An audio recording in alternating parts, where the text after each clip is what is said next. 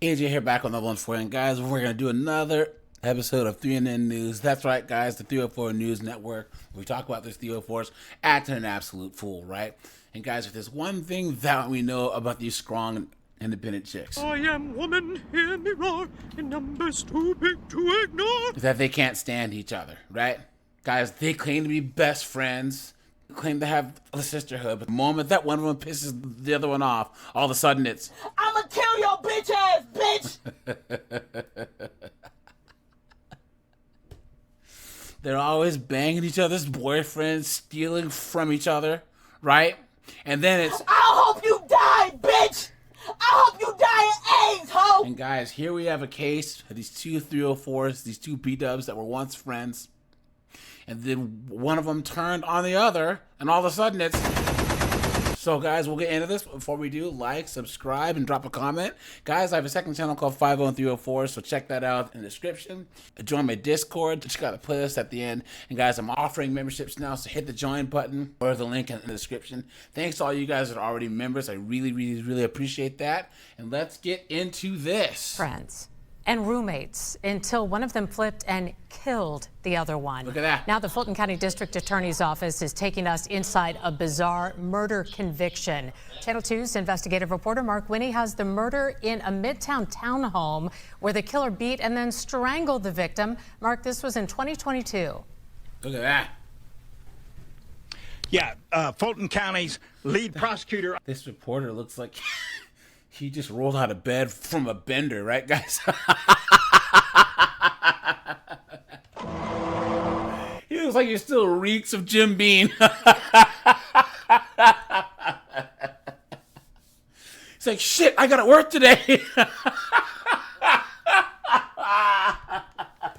On this case, Cassie Hall says this case handled by the Fulton DA's major case unit involved two stunning women so tight they called each other sister, a relationship that ended in stunning fashion. Look at that. In murder.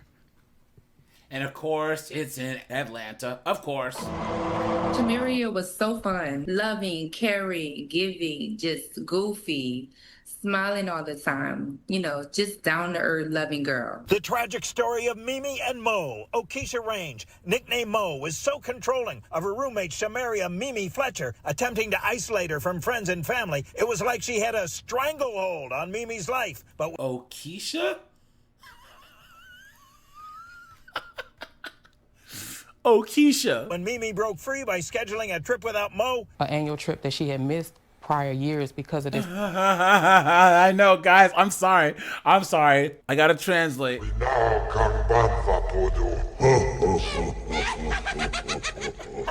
Defendant. Okeisha Range literally strangled Ms. Fletcher at the Midtown condo where they lived, says Fulton County Chief Senior Assistant District Attorney Cassie Hall. She beat her where she had contusions all over her body from her head to her feet, and then after that, she strangled her to death. Prosecutor Hall says Ms. O'Rang suggested she and the victim had been play fighting and Mo kicked Mimi, I said, look, quit playing, and I kicked. but that Mimi was alive and talking after that, but that doesn't explain the choking. According to my client, no, it did not upset her. She did not have any issues with her going on a trip. Defense attorney Anton Rowe. Miss Range does, in fact, continue to maintain her innocence of all charges and allegations. Oh my gosh, I can't even.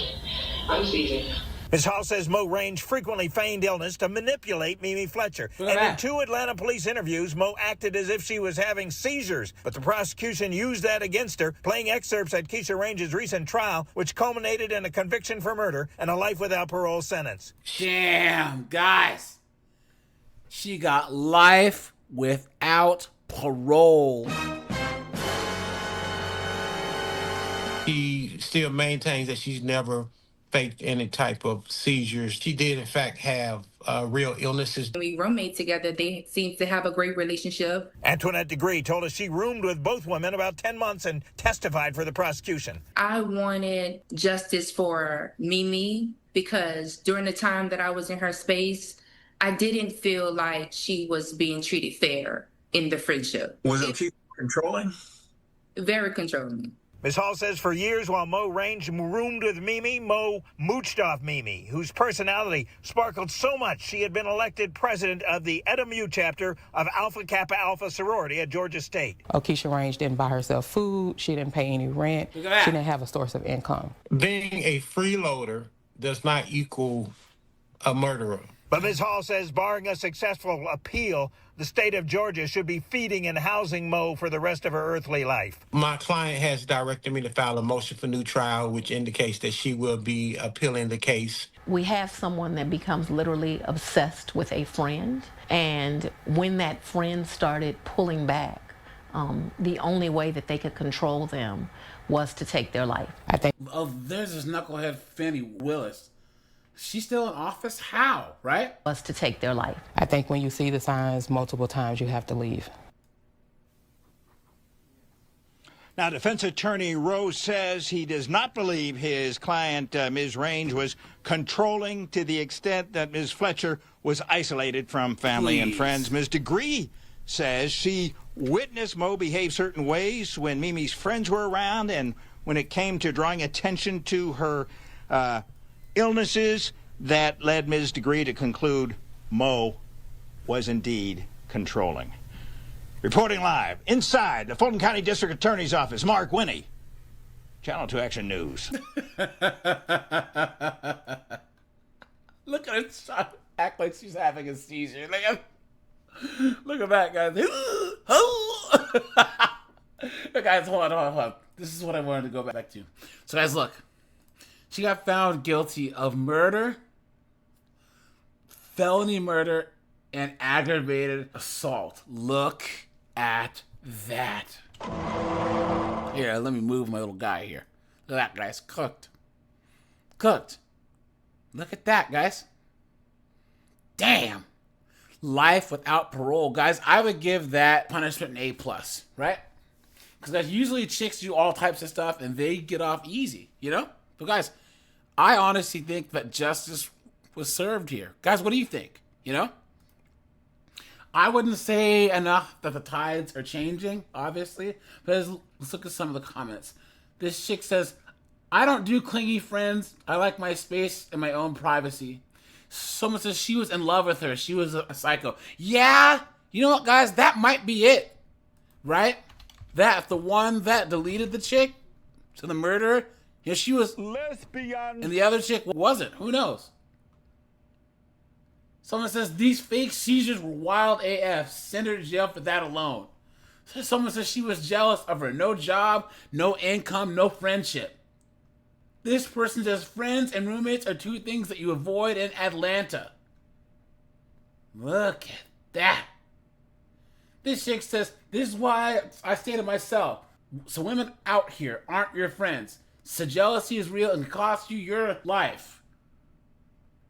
This last chick says, I had a friend like this once, so she would get upset if I did anything with other friends and always told me I'm your only friend.